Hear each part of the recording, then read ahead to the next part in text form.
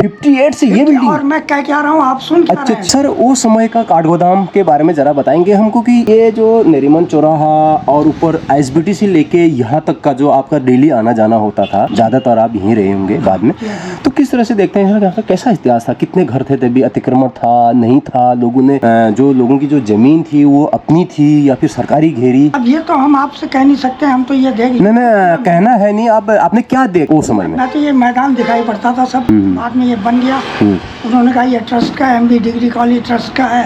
ये लोग किराए पे रहते थे, क्या रहते थे, इस तरह से होता। अच्छा, जैसे जैसे यहाँ पर आबादी बढ़ती गई तो लोगों ने जैसे पीछे था तो फिर अतिक्रमण पहले इतना था या नहीं था? कब से रह रहे हैं आप? कितने साल से रह रहे हैं? मैं बता तो रहा हूँ 1958 से रह रहे हैं हम इसी बिल्डिंग में जी। हेलो एवरीवन, एक बार फिर से स्वागत है मेरे नए वीडियो के साथ। तो अभी मैं हूँ यहाँ पर कॉलटेक चौराहे के वहाँ पर, और यहाँ पर एक हमारे बुज़ुर्ग बुबू हैं और उनसे हम बात करेंगे। काफ़ी साल से यहाँ पर रह रहे हैं, तो उनसे जानेंगे कि यहाँ पर जिस तरह से नोटिस आया है क्या क्या प्रक्रिया है और क्या क्या यहाँ पर हलचल है और इन्होंने इतने साल तक यहाँ पर क्या देखा।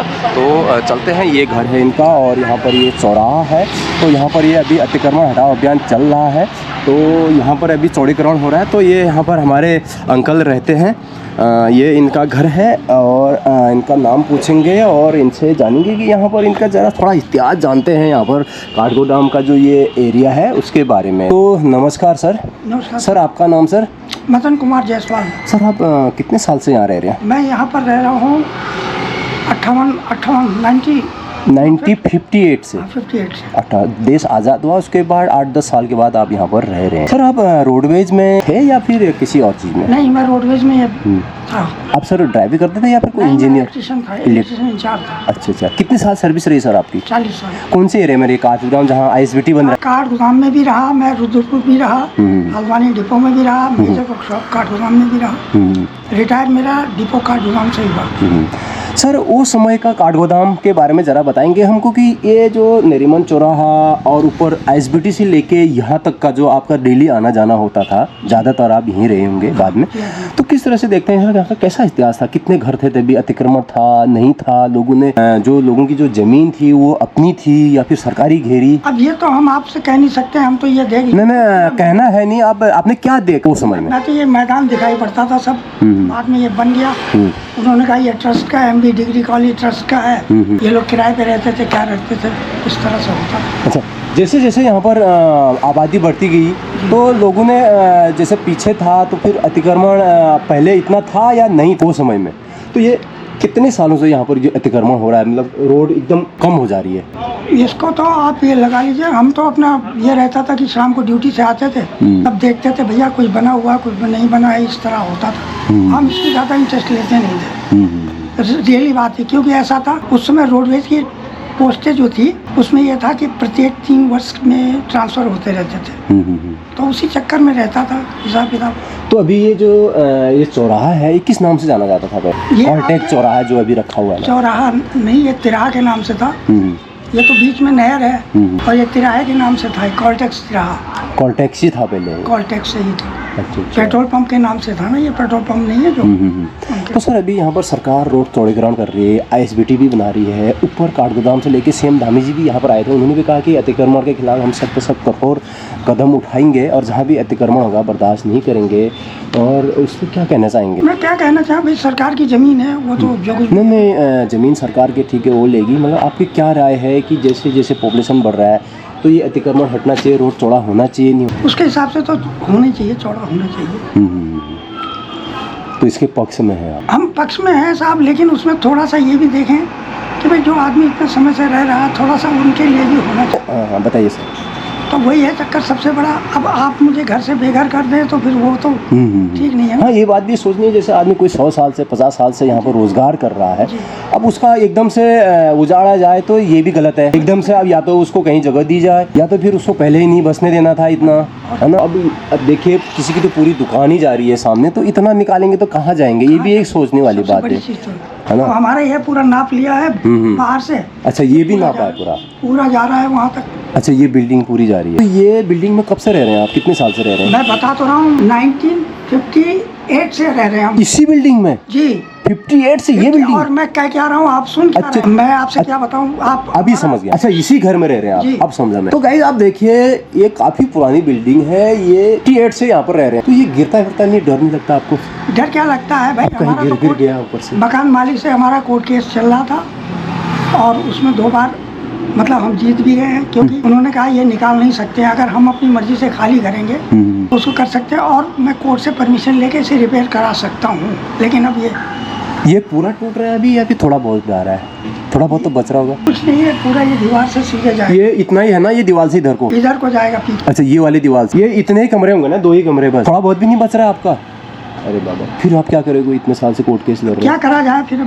चलो, जब तक रह रहे हैं तो आप राय रखेंगे? अब राय भी मैं आप कोई राय नहीं रख सकता, मैं इतना काबिल आदमी हूँ नहीं। हाँ, ये बस अब तो ये है कि भैया रिटायरमेंट का है, जो टाइम पास हो रहा है, और क्या पता किस टाइम भी। अच्छा, ये घर जो है आप पहले से रह रहे हैं, तो इसमें आपने जैसे कुछ लोग बहुत साल से रहते हैं तो उसी में हक हो जाता है, उस टाइप का घर है क्या ये? है? जो केस चल रहा है कह रहे हैं आप? हाँ। केस किस पे चल रहा है ये घर पे? मकान मालिक से चल रहा था सर। अच्छा, ये घर के बारे में? जी। किस चीज़ के बारे में वो चल ये रहा है था? कि मतलब आप खाली करें। अच्छा, तो आप क्या चाहते हैं, इसमें नहीं खाली करना चाहते हैं? भाई मैं खाली करने के लिए तो था ही, तो उसने कहा कि आप खाली कर दीजिए। हाँ। तो भाई जब मेरा कोई रहने का ठिकाना नहीं, तो मैं अभी खाली करके कहाँ जाऊँ? तो अच्छा कोई जी। केस चल रहा था, उसमें मैं जीत गया। अच्छा। और जीत गया, उसने कोर्ट ने ये मतलब डिसीजन दिया कि अगर हम अपनी मर्जी से खाली करना चाहेंगे तो कर देंगे, ये खाली नहीं करा सकते, अच्छा। क्योंकि इन लोगों की भी ज़मीनों का, इनका भी अतिक्रमण सही है संबंध। अच्छा, इन्होंने भी किया। ये जो जमीन था अतिक्रमण और में? क्या? अच्छा, इन्होंने भी अपने ज़माने में किया होगा कभी। समझ गया मैं। Yeah. अच्छा, हाँ, मैं देख रहा हूँ काफ़ी पुरानी चीज़ें पड़ी हुई हैं, ये फ्रिज भी काफ़ी पुराना लग रहा है, और बहुत सारी चीज़ें होंगी आपकी पुरानी चीज़ें घर में मुझे दिख रही है यहाँ पर। ये अंकल का ये घर है, यहाँ यहीं तक है ना ये जो यहाँ तक है, यहाँ तक ये अंकल का घर है, अंदर से दिखा है तो यहाँ पर ये इनके लगभग ना पूरी दीवार जा रही है। ये देखो, ये पूरा घर है इनका, ये पूरा घर इनका जा रहा है। ये देखिए, वहाँ तक जाएगा कह रहा है, और ये घर में रहते हैं अंकल। ये देखिए, बाहर इन्होंने इस तरह से लगाया। ये देखिए, पूरी बिल्डिंग जा रहे हैं ऐसा कह रहे हैं ये, तो यहाँ पर कार्रवाई होगी। तो अंकल इधर भी ले रहे हैं, इधर भी। चलो ठीक है अंकल, धन्यवाद। हाँ, अपना सामान जिस दिन क्या अभी नोटिस दे रहे हैं, वो 15 तारीख को बुलाया गया है कि अपने कागज़ लाके अपनी राय रखिए, आपकी भी सुनी जाएगी कि आप क्या चाहते हैं। उसके बाद सरकार और दोनों जिसकी दुकान है, दोनों की सुन के जो भी डिसीजन होगा वो लिया जाएगा। उसके बाद बोला, और फिर नोटिस आएगा कि आप चलो इतने तारीख तक खाली करिए, फिर कार्रवाई होगी। उससे पहले भी होगी, तो पक्ष ज़रूर रखा जाता है। नहीं ठीक है। हाँ, आपका भी अगर ये टूट रहा है तो आपका भी पक्ष रखा जाएगा, सुनी जाएगी आपकी भी, क्योंकि आप भी यहाँ पर काफ़ी साल से रह रहे हैं, वर्षों साल से रह रहे हैं। अब आप एक ईस्वी चलेगी, 100 साल पूरे हो गए लगभग ये मकान को, तो आपकी भी सुननी चाहिए सरकार ने। सुनिए सर, ये 1952 का बना हुआ मकान है। ये सन 52 का बना हुआ है। सन 58 में मेरे फादर ट्रांसफर होके यहाँ आए थे, तब से यहीं रह रहे हैं। मतलब बनाया था चड्डा लोगों ने, जो इलीगल है, रातों रात बना के तैयार किया था। तो एसपी सिंह ने अपना नक्शा पुराना देखा होगा ना जो यहाँ का, तो उसमें उन्होंने निशान लगाया था कि यहाँ से टूट रहा है। अब ले लिया पीछे। तो उस समय में उन्होंने कार्रवाई भी करी थी नीचे तिकोनिया से, बरसाती नहर से, मगर उनका ट्रांसफर रातों रात किया था। उन लोगों ने ट्रांसफर करवा दिया, ये भी आपको याद है अच्छी तरह से। इंदिरा देश का जो इलीगल बना हुआ था उसको तक को तोड़वाया था उन्होंने। अगर वो समय में उनका ट्रांसफर नहीं होता तो आज ये दिन नहीं देखने पड़ते, इतना नुकसान नहीं होता लोगों को, इतने अतिक्रमण नहीं होता, उसी समय में चौड़ा हो जाता तो इतना नहीं बनता। पर उन्होंने फिर रिजाइन दे दिया था। अच्छा, उसके बाद रिजाइन दे दिया था उन्होंने। अच्छा, वो समय में उन्होंने काफी अच्छा काम किया, अच्छा काम करने नहीं दिया उनको, आप ही के सामने की बात हुई। चलो अंकल, बहुत बहुत धन्यवाद, आप जिए 100 साल, आपसे बात करके बहुत अच्छा लगा। अरे साहब क्या है, और फिर मिलते हैं आपसे, और यहाँ पर अगर कोई कार्रवाई होती है उस दिन भी आपसे मिलते हैं, आपकी बात भी सुनी जाएगी। आगे को क्या कार्रवाई होती है यहाँ पर, विकास जरूर होना चाहिए, चौड़ीकरण होना चाहिए, किसी को उजाड़ना भी नहीं चाहिए, और किसी का घर बर्बाद ना हो, किसी का घर ना टूटे। हम ये भी चाहते हैं कि अच्छा हो, सबके लिए बढ़िया हो, और विकास भी हो, और किसी की दुकान भी ना टूटे, थोड़ा बहुत कॉम्प्रोमाइज करना चाहिए दोनों। बहुत बहुत धन्यवाद। तो गाइस, ये घर था और अभी मैं ये घर से विदा लेते हैं। अगर आपको वीडियो अच्छी लग रही है और हमारे अंकल की बात अच्छी लग रही है तो जरूर आप कमेंट करिएगा, ने क्या सही कहा, क्या गलत कहा। और वीडियो में आप नए हो, वीडियो को जरूर शेयर कीजिए ज़्यादा से ज़्यादा। चैनल में नए हो, चैनल को जरूर सब्सक्राइब करिए। मिलते हैं नए वीडियो के साथ। अभी काठगोदाम कॉलटेक चौराहे से विदा लेते हैं, और कुछ ऐसे नए वीडियो के साथ फिर से हाजिर होते हैं। तब तक के लिए बाय बाय।